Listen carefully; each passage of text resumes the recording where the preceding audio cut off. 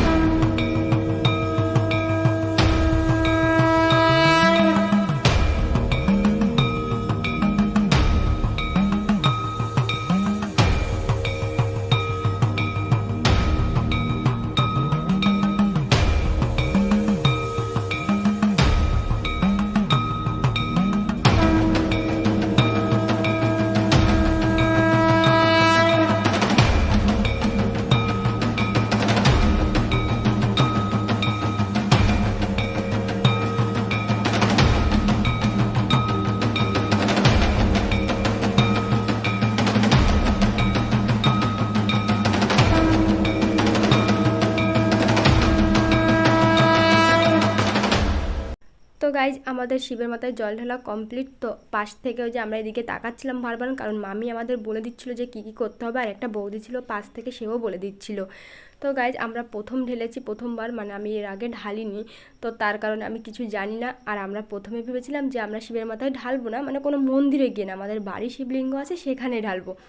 কিন্তু সবাই, আর সত্যি কথা বলতে ঈশ্বর যেটা চাইবে সেটাই তো আমাদের করতে হবে, তার থেকে তো বড় আমাদের হাত নেই না। ভগবান চেয়েছিল যে আমরা জল ঢালি, হয়তো সেই জন্য।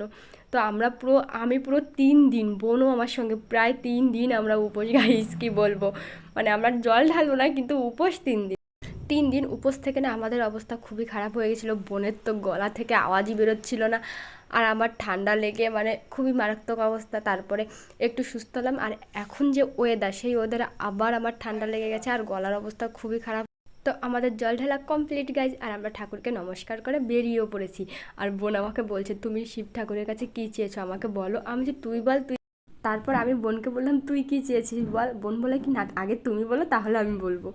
তারপরে দেখো গাইজ আমরা বাড়ি চলে এসেছি। বাড়িতে এসে আমাদের দুটো শিবলিঙ্গ, বোনের একটা ছিল আর আমার একটা ছিল, তাই দুটো এক জায়গায় নিয়ে আমরা দুজনে একসঙ্গে জল ঢালছিলাম। আর ফার্স্টে বোন বলছে তুমি ঢালো, তারপরে তাই আমরা পরপর 2 প্রহর ঢেলেই নিয়েছিলাম। আর 1 প্রহর ছিল, সেটা আমরা সকালবেলা ঢেলেছিলাম, কারণ ভেবেছিলাম আমরা রাত জাগবো, কিন্তু জাগতে পারিনি। আগেই তো বলেছি আমরা অসুস্থ ছিলাম, তার কারণে মামি বারবার বলছিল যে শুয়ে পড়, সকালবেলাও তো আসে পরের দিন, সকালবেলা ঢেলে নিবি, কোনো কিছু হবে না। তো তার কারণে আমরা শুয়েও পড়েছিলাম। আরে দেখো গাইজ আমারটা কমপ্লিট হয়ে গেছে, আর বোনকে ভিডিও করতে দিয়েছি, ও শুধু শিবলিঙ্গরই তুলেছে। তারপরে যে বোনও ঢালছে, আমরা একসঙ্গে কিন্তু 2 প্রহর ঢেলে দিয়েছিলাম, কারণ ফোনে দেখেছিলাম যে একসঙ্গে মানে প্রথম ঢেলে আবার একটু পরে ঢালা যাবে, তো তার জন্য আমরা ঢেলে দিয়েছিলাম। আর তার থেকে মজার কথা হলো, আমরা ফোন থেকে মন্ত্র বেরিয়ে সেই মন্ত্র শুনে শুনে উচ্চারণ করে করে আমরা শিবের মাথায় জল ঢালছিলাম।